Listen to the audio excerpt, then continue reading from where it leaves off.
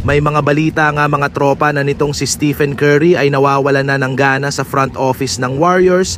Pero bago yan mga tropa, dito muna tayo sa posibleng bagong shooter ng Lakers next season, kung saan nag-i-struggle ang kanilang mga shooter na nasa kanilang lineup. Halimbawa na lamang dito si Gabe Vincent, yan nga ay nakakaroon ng injury last season, hindi rin na masyadong epektibo sa loob ng court. Huling team ni McDermott ang Indiana Pacers bago siya naging free agent, at ngayon wala pang kumukuha sa kanya sa free agency.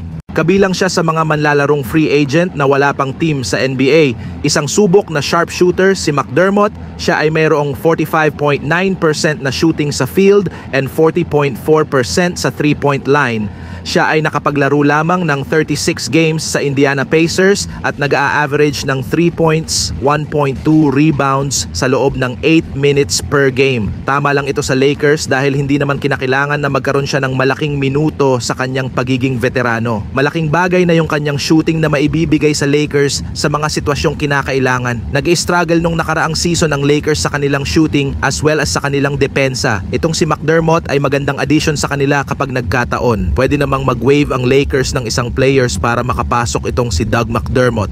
Samantala, mas matindi pa pala ang nangyayari kila LeBron James at Anthony Davis sa Los Angeles Lakers mga tropa. Ngayon nga lamang lumabas ang balitang ito sa kanila. Pero meron na rin marahil ang nakasilip sa tila pagpapabagsak sa dalawang superstar ng Lakers. Marami nga napataas ng kilay dito at talagang hindi rin basta-basta ang sangkot. Kung tutuusin, malaki rin naman ang naitulong nila sa dalawang superstar. Hindi po iisang tao lang ang pinag-uusapan natin dito, kundi ang mga official na ng Lakers na nga ito.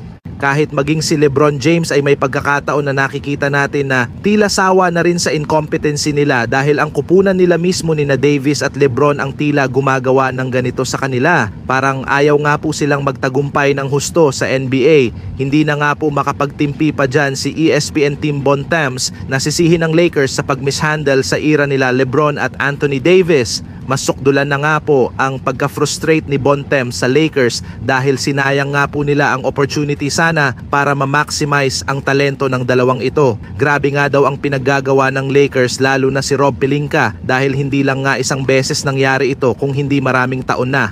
Kahit pa nga daw mag 40 years old na din si LeBron at alam nga daw ng lahat na hindi na rin makakaya ng katawan niya na makapaglaro ng 82 games sa liga. Pero kapag dito na nga daw sa conference finals, still may kakayahan pa rin si LeBron na maging pang high level ang laruan niya at talunin ang kalaban. Kagaya na lamang nga din dito sa kakatapos pa lamang na Olympics. The fact nga daw na napakahina na mga players ang napinagkukuha ng Lakers para kila LeBron at Anthony Davis ay talagang nasasayang nga lang daw ang panahon na talento nila dahil wala silang solid na piyesa na nakukuha. Samantala si Stephen Curry nga ay nawawalan na ng gana sa GSW. Nito nga pong pagpasok ng off-season ay naghahanap nga po ang Warriors ng dekalibreng second scorer para kay Curry at ito nga po ang priority ng team. Nagkaroon nga po sila ng pagkakataon kina Paul George at maging kay Lauri Markkanen at saktong-sakto sana ang talento ng dalawang ito sa Warriors. Hinabol nga yan ng Golden State at willing silang bitawan ang maraming first round pick na may kasamang batang players na rising star pa. Pero ang ending nga mga tropa ay hindi nga po nila ni-lockdown ang deal. Dito na nga po nagkakaproblema na ngayon ang Warriors dahil wala rin silang na-secure na dekalibreng players. Nabigo sila na marimedyohan ng napakalaking weakness ng roster. Wala na nga po silang nakuhang pang-established na veteran scorer tapos nawala pa nga ang second leading scorer nila na si Klay Thompson.